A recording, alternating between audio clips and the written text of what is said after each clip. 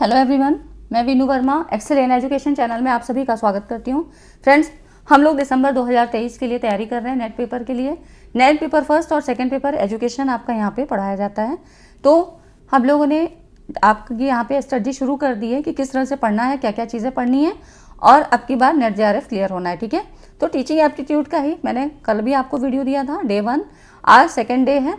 तो हम लोग और भी इसमें टॉपिक को यहाँ डिस्कस करेंगे, जिसमें कि phases of teaching, 4 pillars of learning और different concept related to teaching. ठीक है, इन सारी चीज़ों को यहाँ हम डिस्कस करेंगे और आपका कॉन्सेप्ट क्लियर होगा। ठीक है, तो आप लोग टेलीग्राम चैनल को भी ज्वाइन कर लीजिए, डिस्क्रिप्शन में लिंक आपको मिल जाता है, और इस चैनल को भी ज्वाइन कर लें, एक्सेल इन एजुकेशन। ठीक है, क्योंकि यहाँ पे आपकी तैयारी एग्ज़ाम ओरिएंटेड तैयारी करवाई जाती है। कोई भी फालतू की फिर मतलब ऐसी कोई बात नहीं, कोई भी ऐसी चीज़ नहीं जो आपको यहाँ पर प्रॉब्लम क्रिएट करे या आपको भटकाव वाली स्थिति हो, ऐसा कुछ भी नहीं है। ठीक है, यहाँ से एग्ज़ाम ओरिएंटेड तैयारी और साथ में टू द पॉइंट आपका कम समय में ज़्यादा कंटेंट प्रोवाइड करने की मैं यहाँ कोशिश करती हूँ, वो भी इजी कॉन्सेप्ट के साथ, इजी शब्दों में। ठीक है, तो चलिए हम लोग स्टार्ट करते हैं। और यहाँ पर देखिए, आज की इस वीडियो में हम लोग ये देखेंगे। देखिए, एक क्वेश्चन आपका इस स्लाइड से बनता है। यहाँ पर एजुकेशन और टीचिंग की अगर हम बात करें तो नई शिक्षा नीति जो 2020 की है, इसमें यह कहा गया कि शिक्षा पूर्ण मानव क्षमता प्राप्त करने, एक समान और न्यायपूर्ण समाज के विकास और राष्ट्रीय विकास को बढ़ावा देने के लिए क्या है, एक इनिशिएटिव है, एक पहल है। और सितंबर 2015 में महासभा ने सतत विकास के लिए 2030 एजेंडा को अपनाया। एक क्वेश्चन इससे भी बना था कि जो इसमें 2000 एजेंडा जो है 2030 किससे संबंधित था, या सतत विकास में कौन सा एजेंडा आया था। ठीक है, तो यहाँ पर ये 2030 है, ऐसा क्वेश्चन एक बना था। एग्जैक्ट क्वेश्चन मुझे अभी याद नहीं है, लेकिन इससे क्वेश्चन आपका पूछा गया है। ठीक है, तो यहाँ पर जो एजेंडा 2030 था, इसमें 17 सतत विकास लक्ष्य, सस्टेनेबल डेवलपमेंट गोल SDGs की बात की गई। इसका सिद्धांत था किसी को भी पीछे ना छोड़ें। ठीक है, इस पर आधारित नया एजेंडा सभी के लिए सतत विकास प्राप्त करने के लिए ओवरऑल व्यू पर जोर देता है।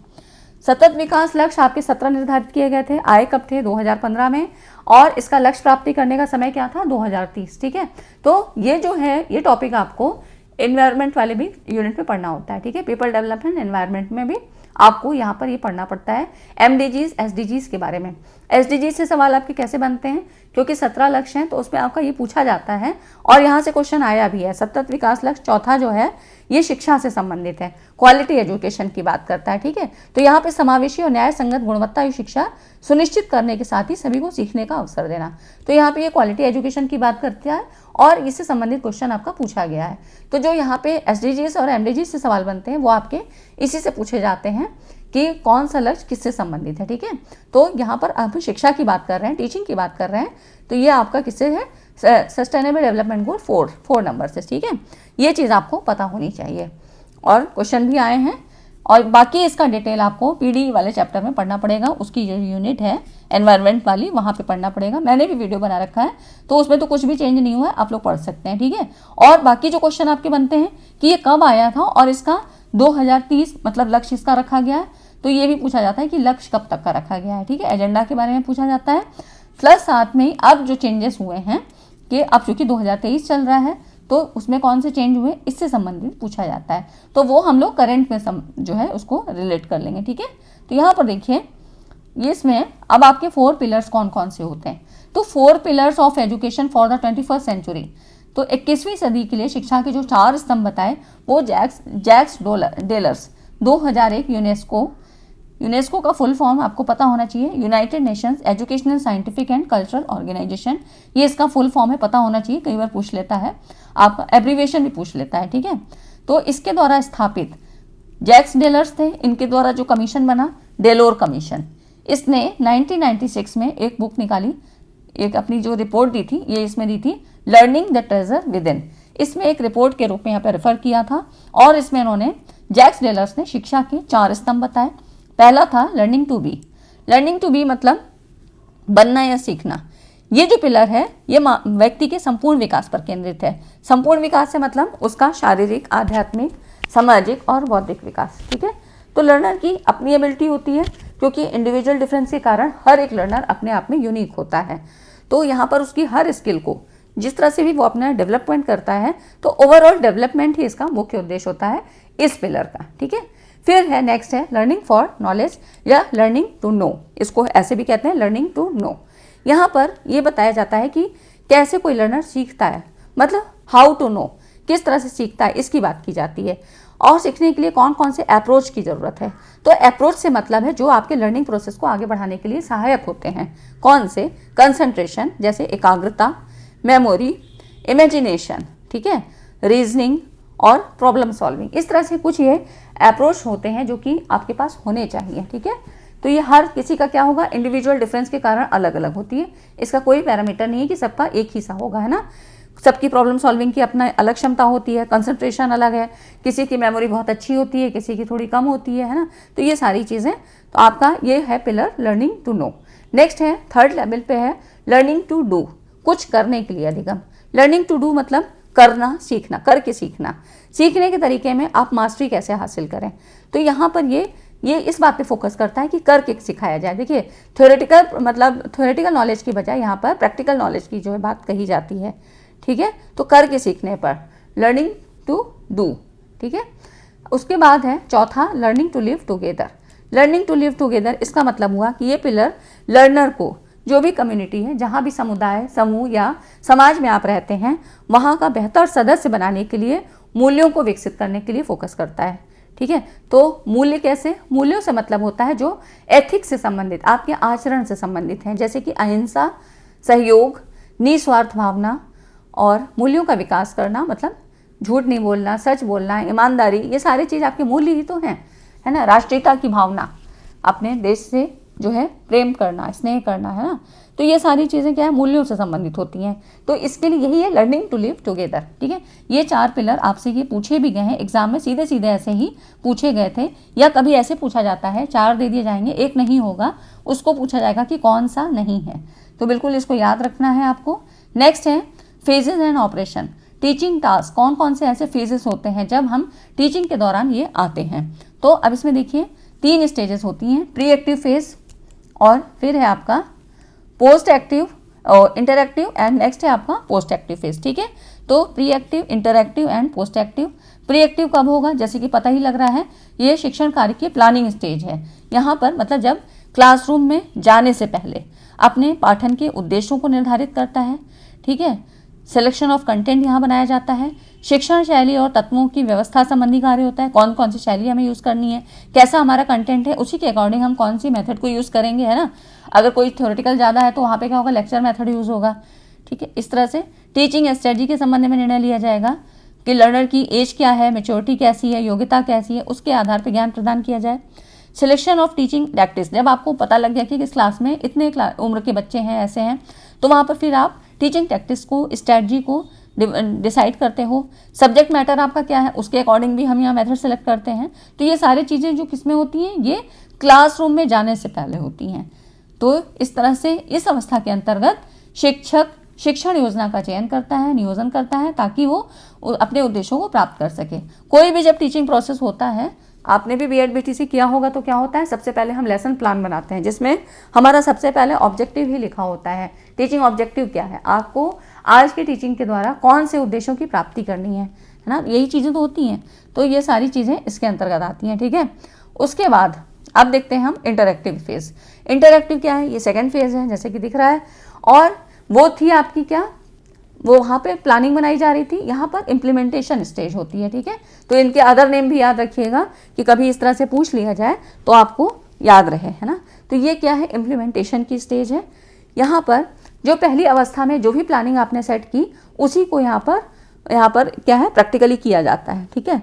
और शिक्षण का वास्तविक क्रियात्मक स्वरूप यहाँ अध्यापक और विद्यार्थी के बीच जो क्लासरूम इंटरेक्शन प्रोसेस होता है, यहाँ पर देखने को मिलता है, ठीक है। तो इस तरह से ये जो भी एक्टिविटी क्लासरूम के अंदर होती है, इनको हम 3 कैटेगरीज में बांट सकते हैं, ठीक है। तो क्लासरूम में टीचर गया, और उसके अब टीचिंग के दौरान क्या क्या चीज़ें होंगी, तो यहाँ पर देखिए परसेप्शन है, डायग्नोसिस है एंड रिएक्टिव प्रोसेसेस। परसेप्शन क्या होगा, परसेप्शन मतलब यहाँ पर टीचर और लर्नर एक दूसरे को समझने का प्रयास करते हैं परसेप्शन के द्वारा, ठीक है। अगर वो जानेंगे नहीं तो फिर यहाँ पर टीचर को भी समझ में नहीं आएगा कि मुझे किस तरह से चीज़ें जो है कोई भी कंटेंट कैसे प्रोवाइड करना है, कौन से टीचिंग मेथड्स को यूज़ करना है, बच्चों का प्रीवियस नॉलेज क्या है, ये सारी चीज़ें नहीं पता लगेंगी। ठीक है, तो इस तरह से लर्नर को भी ये जानना होता है, टीचर के बारे में समझना ज़रूरी होता है कि टीचर किस तरह से है, कैसा उसका बिहेवियर है, उसका नॉलेज कैसा है, हमें समझा पाएगा नहीं। तो दोनों का ही जब तालमेल बैठ जाता है तभी यहाँ पर इंटरेक्टिविटी बढ़ती है। तो इस तरह से टीचर और लर्नर के बीच में परसेप्शन होना ज़रूरी होता है। ये परसेप्शन शब्द आपको बाकी और भी आगे मिलेगा पढ़ने को कई जगह। ठीक है, तो प्रत्यक्षीकरण, जहाँ पर आप देख सुन के यहाँ पर चीज़ों को समझते हैं कि कैसे चीज़ों को हमें आगे करना है। ठीक है, डायग्नोसिस, निदान, ये चीज़ें हमने पहले भी पढ़ रखी हैं जब हमने डे 1 का लेक्चर लिया था। तो यहाँ पर देखिए टीचर विभिन्न टेक्निक के द्वारा स्टूडेंट का प्रीवियस नॉलेज चेक करता है। कुछ मतलब ऐसे सवालों को पूछता है जो क्योंकि उसको पढ़ाना है तो उनको चीज़ों को रिलेट करना पड़ेगा, है ना, कि प्रीवियस नॉलेज क्या है। जैसे कि जब आप प्रस्तावना ये बनाते हैं, जो लेसन प्लान आप बनाते हैं, तो यहाँ पर प्रस्तावना एक कौशल होती है, एक स्किल होती है। तो वहाँ पर हम ऐसे सवालों को पूछते हैं कि बच्चों को देखें कि प्रीवियस नॉलेज कुछ है कि नहीं है, फिर हमको वहीं से स्टार्ट करना है। ठीक है, तो एक भूमिका जिसको कहते हैं कि ऐसा एक प्लेटफॉर्म बनाया जाता है, तैयार की जाती है, भूमिका बनाई जाती है कि बच्चे का प्रीवियस नॉलेज चेक हो जाए, उसका हमको ये पता लगे कि उसको पता कितना है, आता कितना है, कि कुछ बच्चों को आता है कि सबको आता है, क्योंकि हमको तो क्या ओवरऑल क्लास को देखना है। इसलिए ये जो है डायग्नोसिस यहाँ पर किया जाता है, उससे कमजोरियों को पता लगता है, उनको जानने का प्रयास किया जाता है और तब फिर टीचर उस हिसाब से टीचिंग प्रोसेस को आगे बढ़ाता है। तभी जाके यहाँ पे इफेक्टिव टीचिंग होती है, इंटरएक्टिविटी क्लासरूम में बढ़ती है टीचर और लर्नर के बीच। ठीक है, अब ये इंटरेक्शन या जो इफेक्टिव जो वर्ड मैंने यूज़ किया, ये अभी आपको आगे भी पढ़ना है, कम्युनिकेशन में भी आएगा, है ना, पढ़ा भी होगा आपने। तो यही सारी चीज़ें एक दूसरे से लिंक करती हैं। ठीक है, अब रिएक्टिव प्रोसेस, यहाँ पर जो थर्ड है आपका प्रतिक्रियात्मक प्रक्रियाएं। यहाँ पर teacher stimuli, teaching method, teaching devices, reinforcement मतलब पुनर्बलन। जैसे जब हम टीचिंग के दौरान कहते हैं ना बहुत अच्छा, शाबाश, बहुत अच्छा किया, तो एक उसको क्या है, एक पुनर्बलन मिलता है, वो बच्चा मोटिवेट होता है। अगर हम यही कह दें कि अरे नहीं तुम नहीं कर पाओगे, तुमसे नहीं होगा, तो ये क्या हुआ, उसको क्रिटिसाइज करना हुआ, ये निगेटिव रीइंफोर्समेंट। तो हमेशा कोशिश करनी चाहिए कि पॉजिटिव रीइंफोर्समेंट का ही यूज़ किया जाए। ठीक है, ये आप साइको में पढ़ते हैं। तो तब यहाँ पर ये सारी चीज़ें जो भी हम रीइंफोर्समेंट यूज़ कर रहे हैं, डिवाइसेस हैं, मेथड्स कौन से हैं, इन सबको टीचर को काफ़ी सोच समझ कर करना पड़ता है। ठीक है, तो लर्नर की जो भी इंटरेक्टिविटी होगी, पार्टिसिपेट करके वो अपना फीडबैक प्रदान करता है। जब उसे चीज़ें समझ में आएगी तभी तो वो पार्टिसिपेट करेगा, तभी तो क्लासरूम टीचिंग जो है वो आपकी क्या होगी, इंटरेक्टिविटी यहाँ पर बढ़ेगी, है ना। तो इस तरह से क्लासरूम टीचिंग जो होती है वहाँ पर इंटरेक्शन का होना बहुत ज़रूरी होता है। तो ये इस तरह से ये कुछ रिएक्टिव प्रोसेसेस होते हैं जो आपके होते हैं। नेक्स्ट है आपका post active phase. Post active phase क्या है, यहाँ पे शिक्षण कार्य समाप्त हो जाता है, तब सीखे गए कार्य का मूल्यांकन होता है और मूल्यांकन का कार्य उद्देश्यों के आधार पर किया जाता है। इसके लिए विभिन्न प्रकार की मूल्यांकन प्रविधियाँ, विभिन्न प्रकार की टेक्निक्स का यूज करते हैं। ठीक है, तो ये तीसरी अवस्था होती है और यहाँ पर ये पता लगता है कि अपने उद्देश्यों में सफलता किस स्तर तक मिली। इसकी जांच के लिए विभिन्न प्रकार के अचीवमेंट टेस्ट, रिटन या ओरल टेस्ट, इनके द्वारा इस सब का असेसमेंट किया जाता है। मूल्यांकन की उपयुक्त विधियों का चयन मतलब ऐसी चूज करनी चाहिए जिससे कि ज्ञानात्मक, भावात्मक और साइकोमोटर इन सभी डोमेन्स का पता लगाया जा सके। और मूल्यांकन के द्वारा जो परिणाम आता है उससे शिक्षक को भी अपनी कमियों का पता लगता है। मतलब लर्नर के लिए तो अच्छी होती ही हैं, टीचर के लिए भी यहाँ पर अच्छी होती हैं, यूज़फुल होती हैं कि उसको भी अपनी कमी का पता लगता है कि उसने कहीं सही मेथड यूज़ किया है, नहीं किया है, कौन सी डिवाइस यूज़ की है, टीचिंग एड्स अच्छे दिखाए हैं, नहीं दिखाया, जिससे कि कॉन्सेप्ट क्लियर हो सके, तो वो भी अपने में सुधार करता है। ठीक है, ये सारी चीज़ें आपकी इस तरह से फेजेस में हो जाती हैं। अब देखिए कुछ ऐसे कॉन्सेप्ट जो कि टीचिंग रिलेटेड है। और फ्रेंड्स, वीडियो अच्छा लगा है, पसंद आ रहा है, समझ में आ रहा है तो लाइक ज़रूर कीजिए। आप लोग लाइक नहीं करते हैं, लाइक करने से ही मेरा मोटिवेशन बढ़ता है। और तब सोचिए इस तरह से जाके बहुत सारा कंटेंट, बहुत सारे आपके पेपर्स देखते हुए कि एग्जाम ओरिएंटेड चीज़ें क्या हैं, तब जाके ईजी से ईजी वे में मैं समझाने का यहाँ प्रयास करती हूँ। तो एक लाइक तो बनता ही है। ठीक है, तो लाइक ज़रूर कर दें। अब देखिए यहाँ पर ही कुछ टर्म्स होते हैं जिनके बारे में मैंने कल थोड़ा सा आपको बताया था, लेकिन अब टीचिंग से रिलेट करके समझिए क्योंकि आपके जो क्वेश्चन बनते हैं अब इसी तरह से बनते हैं। तो देखिए इसमें कौन कौन से टर्म्स हैं, जैसे कि teaching and education, teaching and conditioning, training, instruction, indoctrination, किस तरह से ये सारे टर्म्स की टीचिंग से संबंधित होते हैं। तो देखिए टीचिंग और एजुकेशन क्या फ़र्क है। शिक्षण एक विधि है जिसके द्वारा शिक्षा को प्रभावशाली बनाया जाता है और एजुकेशन क्या है, ये बालक के सर्वांगीण विकास का एक साधन है। शिक्षण, टीचिंग शिक्षा के अंतर्गत एक संकुचित प्रकरण है। मतलब टीचिंग क्या है, एक प्रोसेस है और शिक्षा का स्वरूप व्यापक है। शिक्षा के ही अंतर्गत टीचिंग आपकी आती है। शिक्षण का सामान्यतः क्षेत्र स्कूल तक सीमित रहता है और जबकि शिक्षा जो है जीवन पर्यंत चलती है। ठीक है, और शिक्षण के उद्देश्य शिक्षा के लक्ष्यों के अनुसार होते हैं। शिक्षा के लक्ष्य जो हैं वो आपके, क्योंकि व्यापक स्तर पर है तो यहाँ पे राष्ट्र के सामाजिक, राजनीतिक और दार्शनिक पक्षों पर आधारित होते हैं। शिक्षण आपका, क्योंकि स्कूल का प्रोसेस है तो औपचारिक होगा। कल भी मैंने आपको बताया था औपचारिक, अनौपचारिक, निरौपचारिक। और यहाँ पर जो शिक्षा है ये औपचारिक अनौपचारिक दोनों होती है, क्योंकि शिक्षा कहीं भी कभी भी किसी से भी ली जा सकती है ना, और ये आपकी जीवन पर्यंत चलती है।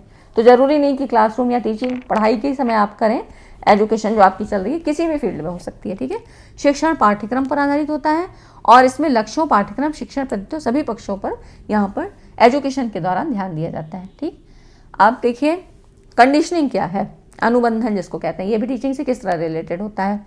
तो कंडीशनिंग में आपने पढ़ा होगा एक टर्म्स, पावलोव की classical conditioning theory learning theory में है, जिसमें क्या था, पावलोव ने किस पे, कुत्ते पर अपने प्रयोग किए थे। इन्होंने क्या किया, जब वहाँ पर घंटी बजाई जाती थी, घंटी बजाने के साथ ही उसको, डॉगी को खाना दिया जाता था। ठीक है, तो उसी के साथ क्या था, घंटी बजने के साथ ही उसके मुंह में लार आने लगती थी। मतलब लार ऐसे की, घंटी बजी, खाना दिया गया और लार आई। तो अब उसको क्या, धीरे धीरे धीरे धीरे ऐसे पता लग गया कि अभी घंटी बज रही है, मुझे खाना मिलेगा, तो वो लार अपने आप आने लगी, है ना। तो यही चीज़ें थी, उसको इस तरह से ऐसे उसको सिखाया गया, कोशिश की गई उसको सिखाने की, किसके माध्यम से, साउंड के माध्यम से। तो यही कहा गया क्लासिकल कंडीशनिंग थ्योरी।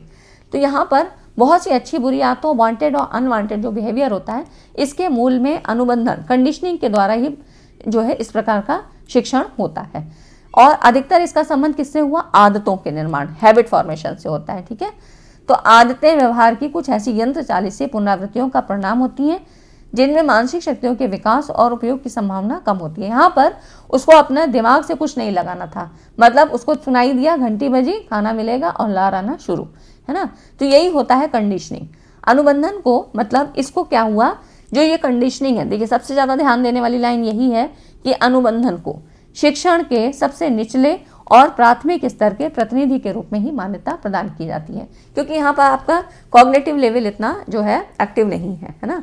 तो यही हो गया आपका कंडीशनिंग। ठीक है, ये चीज़ें आपको समझनी ज़रूरी है, क्योंकि जब आप अभी क्वेश्चन देखेंगे तब आपको समझ में आएगी कि क्वेश्चन किस तरह से पूछे जा रहा है। कुछ ही क्वेश्चन लिए हैं, बाकी मैं आगे आपको कराऊंगी, क्योंकि एक ही वीडियो फिर बहुत लंबी होती है। ठीक है, टीचिंग एंड लर्निंग। अब यहाँ पर देखिए शिक्षण का प्रमुख कार्य क्या है, अधिगम के क्षेत्र में प्रभावशीलता लाना। मतलब टीचिंग का मतलब अभी तक हमने पढ़ा क्या, कि व्यवहार में परिवर्तन, मॉडिफिकेशन ऑफ बिहेवियर। तो शिक्षण के उद्देश्य क्या है, छात्रों के व्यवहार में परिवर्तन। तो शिक्षण के उद्देश्य और अधिगम के उद्देश्य दोनों एक दूसरे के पूरक होते हैं। लर्निंग क्या है, लर्निंग से भी आपके बिहेवियर में चेंज दिखना चाहिए, है ना। लर्न कर रहे हैं, कोई चीज़ सीख रहे हैं, तो यहाँ पर क्या होगा कि आपकी पहले से बेटर कंडीशन होनी चाहिए और वो दिखना चाहिए। तो शिक्षण के सिद्धांत छात्रों के अधिगम की गुणवत्ता बढ़ाने के लिए होते हैं। शिक्षण के विभिन्न कारक जैसे कि मोटिवेशन, मानसिक तत्परता और व्यक्तिगत विभिन्नता के अनुसार सीखना का भी उद्देश्य छात्रों को अधिक अधिगम की प्राप्ति की ओर ले जाना है। ठीक है, जब वो मोटिवेट होगा, वो रेडी होगा, सीखने के लिए तैयार होगा, तब, और इंडिविजुअल डिफरेंस के अनुसार, मतलब कि हर व्यक्ति अपने में यूनिक होता है, हर किसी की अपनी एबिलिटी होती है। तो यही सारी चीज़ें आप क्या है, लर्नर को मतलब अधिगम के लिए जो है उसको प्रेरित करती हैं। बर्नार्ड के अनुसार इन्होंने क्या कहा, शिक्षण तथा अधिगम प्रक्रिया में शिक्षक और छात्र मिलकर अधिगम को बढ़ावा देते हैं। तो कहा जा सकता है कि टीचिंग क्या है, एक टास्क है, और लर्निंग क्या है, एक अचीवमेंट है। ठीक है, बिल्कुल सही बात है कि टीचिंग एक टास्क है, अधिगम क्या है, एक अचीवमेंट है। अचीवमेंट क्या होती है, जब कोई चीज़ आपको मिल जाती है ना। जैसे कि आपने पढ़ना सीख लिया, आपको पढ़ना आता है, फिर आपने क्या किया कि मान लीजिए कुछ कोर्स सीखना शुरू कर दिया, मान लीजिए टाइपिंग शुरू कर दी, तो वहाँ पे आप कुछ चीज़ लर्न कर रहे हैं, है ना। तो ये सारी चीज़ें क्या हो गई, ये हो गई लर्निंग, है ना। ये आपने जब सीखना शुरू कर दिया तो ये हो गया आपका लर्निंग। तो इस तरह से शिक्षण एक टास्क है और लर्निंग क्या है, अचीवमेंट। आपको वो आपकी एक स्किल डेवलप हो गई कि आपको टाइपिंग आ गई। तो शिक्षण को दक्षता के साथ, मतलब इफिशियंसी के साथ, प्रोफिशिएंसी के साथ, प्रभावशाली ढंग से सतर्कतापूर्वक संगठित कर उन्नत अधिगम के उद्देश्य की प्राप्ति की जा सकती है। मतलब अगर हम टीचिंग और लर्निंग को अगर मिला देते हैं, टीचिंग हम कर रहे हैं और उसके साथ साथ हम अपनी स्किल को भी और इन्हांस कर रहे हैं, मतलब बढ़ा रहे हैं, लर्निंग को बढ़ा रहे हैं, तो ये सारी चीज़ें क्या होंगी, एक अच्छा आउटकम हमको लर्निंग के रूप में देती हैं। ठीक है, तो यही चीज़ है टीचिंग और लर्निंग का जो संबंध होता है ये है। ठीक, अब देखिए टीचिंग एंड ट्रेनिंग बहुत इंपॉर्टेंट टॉपिक है ये। तो अब ट्रेनिंग से क्या मतलब है? ट्रेनिंग जैसे आपने देखा होगा कि सर्कस में आप देखते हैं कि वहाँ पर बहुत सारे जानवरों को ट्रेन किया जाता है। हाथी का आप देखते हैं किस तरह से वो अपने कर्तव्यों को दिखाता है ना। तो बहुत सारे ऐसे जानवर होते हैं जिनको आप देखते हैं, तो वहाँ पे क्या है, उसको कुछ भी अपने दिमाग का इस्तेमाल नहीं करना है, उसको ऐसा ट्रेन किया जाता है। वहाँ पर जो रिंग मास्टर होता है उनको ट्रेन करता है और उसकी बात वो समझते हैं और फिर वैसे अपनी जो है अपने कौशल को दिखाते हैं। तो शिक्षण का एक महत्वपूर्ण उद्देश्य होता है छात्रों के व्यवहार में परिवर्तन, परिमार्जन, ठीक है, और परिष्करण, मतलब modification of behaviour and refining करना तथा सुधार लाना, छात्रों के व्यवहार में सुनिश्चितता लाना। प्रशिक्षण का मुख्य ध्येय क्या है? प्रशिक्षार्थी जो भी लर्नर है वांछित परिवर्तन लाकर उसमें वांछित कौशल और दक्षताएं विकसित करना। तो जो मैंने आपको बताया सर्कस वाली बात, तो यहाँ पर क्या हुआ, उसकी दक्षता मतलब एक कौशल, एक स्किल उसमें डेवलप की गई है ना, ऐसी दक्षता उसमें विकसित की गई जो उसमें निपुण हो गया। बाकी कोई नहीं, जो अगर उसको मास्टरी नहीं, अगर उसको ट्रेन नहीं किया गया और दूसरे जानवरों को, तो वहाँ पर वो अपनी स्किल नहीं दिखा पाएंगे, है ना। तो यही हो जाता है दक्षता। शिक्षण, तो यहाँ पर दोनों का अंतर देखिए। शिक्षण किसी भी वस्तु, सैद्धांतिक पक्षों और ज्ञान के प्रतिपादन से संबंधित होता है और प्रशिक्षण का संबंध व्यवहार परिवर्तन और हमेशा दक्षता से होगा। जो भी कोई ट्रेंड होगा उसकी स्किल में वो चीज़ दिखेगी, है ना, और अनट्रेंड में नहीं दिखेगी। ये फर्क होता है, ठीक है। तो शिक्षण क्या हो गया, थ्योरेटिकल नॉलेज देगा, और प्रशिक्षण क्या होगा, आपकी स्किल, यहाँ पर स्किल में जो है परिवर्तन दिखेगा, मतलब और ज़्यादा अच्छी आप एक बढ़िया दिखेंगे, मतलब उसमें महारत हासिल करे हुए, दक्षता हासिल करे हुए आपकी स्किल वहाँ पर दिखाई देगी। तो शिक्षण ज्ञान प्रदान करता है, प्रशिक्षण आगे राह दिखाकर कौशल उत्पन्न करने पर ध्यान देता है, ठीक है। तो ये सारे डिफरेंसेस हैं। शिक्षण पूंजी एकत्रित करने का कार्य करता है और प्रशिक्षण पूंजी के प्रभावशाली निवेश करने में दक्षता और कौशल विकसित करता है, ठीक है। तो शिक्षण क्या हुआ, एक आधार प्रदान करेगा और प्रशिक्षण उस आधार पर महल का निर्माण करता है, ठीक है। तो शिक्षण और प्रशिक्षण आपस में एक दूसरे के पूरक कहे जा सकते हैं, मतलब ट्रेनिंग भी बिना टीचिंग के नहीं दी जा सकती है और टीचिंग में ट्रेनिंग की भी ज़रूरत है। तो ये दोनों ही चीज़ें क्या है, एक दूसरे की पूरक है। शिक्षण प्रशिक्षण के लिए पथ प्रशस्त करता है और प्रशिक्षण शिक्षण का प्रभावशाली उपयोग करता है। वही चीज़ जैसे कि आप जब किसी चीज़ में ट्रेंड हो जाते हो, मतलब जैसे कोई कंप्यूटर में बहुत महारत हासिल किया है, उसको कंप्यूटर का नॉलेज बहुत अच्छा है, तो पढ़ाई तो सभी ने की है, सभी को पता है कि हाँ ये मॉनिटर है, ये है, लेकिन क्या सबको उतना ही एफिशिएंसी से काम कर सकते हैं? नहीं। यही होती है दक्षता, जिसने कि ट्रेनिंग ली है उसमें ये दिखेगी, है ना। तो ये सारी चीज़ें आपकी होती हैं। अब टीचिंग एंड इंस्ट्रक्शन क्या होता है, आप देखिए कितने सारे टर्म्स आपने पढ़े। इंस्ट्रक्शन क्या होता है, तो शिक्षण और अनुदेशन भी एक दूसरे से संबंधित है, परंतु पर्यायवाची नहीं है। कभी भी इन चीज़ों को ध्यान रखिए, क्योंकि स्टेटमेंट में सवाल ऐसे ही बनते हैं, ठीक है। तो पर्यायवाची नहीं है। पर्यायवाची तो क्या होता है, जो उसी का रूप हो, है ना। तो अनुदेशन से मतलब क्या है, जिसमें कि प्रशिक्षण नहीं आता है, यहाँ पर खाली इंस्ट्रक्शन दिया जाता है। अनुदेशन में छात्रों और शिक्षकों के मध्य इंटरेक्शन का होना आवश्यक नहीं है, ठीक है। इसका प्रयोग केवल ज्ञानात्मक उद्देश्यों की प्राप्ति के लिए करते हैं। मतलब ये हुआ कि आपको इंस्ट्रक्शन क्या है, किसी के भी माध्यम से दिया जा सकता है, वहाँ पर टीचर सामने है या नहीं है ऐसा कोई ज़रूरी नहीं है। ये शिक्षा के अन्य भावात्मक तथा मनोगत्यात्मक पक्षों के विकास पर ध्यान नहीं देता है। इंस्ट्रक्शन दे दिया गया, अब वहाँ पर टीचर है ही नहीं, तो उसको कोई फ़र्क नहीं पड़ता है आप सीख रहे हैं या नहीं सीख रहे हैं, है ना। तो इससे मतलब नहीं होता है, ठीक है। जबकि शिक्षण के माध्यम से ज्ञानात्मक जो आपका नॉलेज भी बढ़ता है, इमोशंस भी बढ़ते हैं, और आप स्किल मतलब जो हाथ पैर चला के आप चीज़ें सीखते हैं ना, साइकोमोटर का मतलब वही होता है जो आप मांसपेशियों के द्वारा अपनी जो है ये मूवमेंट के द्वारा चीज़ों को सीखते हैं। इन तीनों ही पक्षों का विकास टीचिंग के द्वारा होता है, लेकिन इंस्ट्रक्शन के द्वारा नहीं, ठीक है। शिक्षण में अनुदेशन निहित हो सकता है, मतलब टीचिंग में इंस्ट्रक्शन हो सकता है पर इंस्ट्रक्शन में टीचिंग नहीं होता है। ये खास डिफरेंस है, इसको याद रखिएगा, ये लाइन बहुत इंपॉर्टेंट है, ठीक है। अनुदेशन क्या होगा, सदैव छात्र केंद्रित होगा। टीचर होगा वो जो है लर्नर्स को यहाँ पे इंस्ट्रक्शन देगा, जबकि शिक्षण आवश्यकता अनुसार छात्र केंद्रित, परिस्थिति केंद्रित अथवा विषय वस्तु केंद्रित या शिक्षक केंद्रित भी हो सकता है।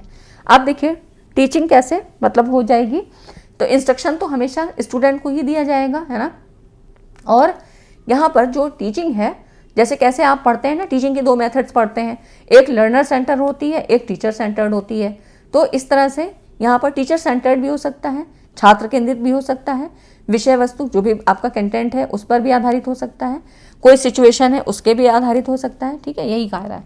तो अनुदेशन और शिक्षा दोनों में ही क्या होता है, फीडबैक, मतलब फीडबैक हो गया, रेनफोर्समेंट, पाठ्य वस्तु विश्लेषण तथा पाठ्य वस्तु प्रस्तुतिकरण पर विशेष बल दिया जाता है, ठीक है। तो यहाँ पर दोनों में सीखने के सिद्धांतों को यहाँ पे बेस बनाया जाता है।